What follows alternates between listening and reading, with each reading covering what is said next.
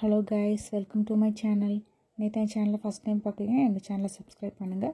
இன்றைக்கி வீடியோ என்ன பார்க்க போகிறோன்னா, ஒரு பேபி ப்ராடக்ட் தான் பார்க்க போகிறோம்.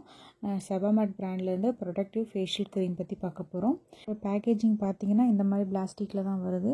இதில் என்னெல்லாம் மென்ஷன் பண்ணியிருக்காங்கன்னா, இதோட pH வந்து 5.5 சொல்லியிருக்காங்க. இது கிளினிக்கலி டெஸ்டட்னு சொல்லியிருக்காங்க. இதில் வந்து பேந்தனால் அப்படின்னு ஒன்று இருக்குதுன்னு சொல்லியிருக்காங்க. இது பார்த்திங்கன்னா ஒன்லி நேச்சுரல் இன்க்ரீடியன்ட்ஸ் யூஸ் பண்ணி செஞ்சுருக்காங்க.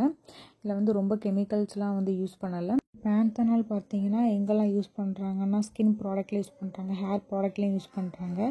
மாய்ஸ்சரைசர் பார்த்தீங்கன்னா பேபிஸோட ஸ்கின்னில் நல்லா ஹைட்ரேஷன் கொடுக்குது, குயிக்காக வந்து அப்சர்வ் ஆகிடுது, ஸ்கின்னை வந்து நல்லா ஸ்மூத்தாகவும் சாஃப்டாகவும் வச்சுருக்குது. இது வந்து பேபிஸோட ஸ்கின்னில் வந்து நம்ம வந்து ட்ரைனஸாக இருக்கும்போது நம்ம வந்து யூஸ் பண்ணிக்கலாம். இந்த மாய்ஸ்சரைசர் பார்த்திங்கன்னா ஒரு நாளைக்கு வந்து 2 டைம்ஸ் வந்து யூஸ் பண்ணிக்கலாம்னு சொல்லியிருக்காங்க.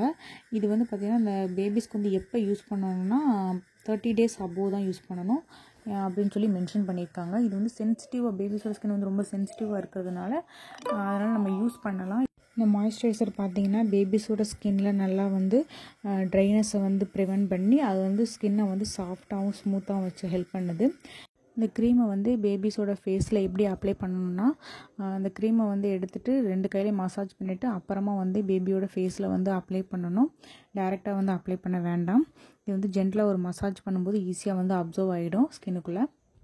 இந்த மாய்ஸ்சரைசிங் பார்த்திங்கன்னா பேபியோட ஸ்கின்னில் வந்து நல்லாவே லாக் ஆகுது, நல்லாவே லாங் லாஸ்டிங்காகவும் லாக் ஆகிருக்குது. ஸ்கின்னை வந்து ரொம்ப ட்ரை ஆகாமல். இதோட டெக்ஸ்சர் எப்படி இருக்குதுன்னு பாருங்கள்.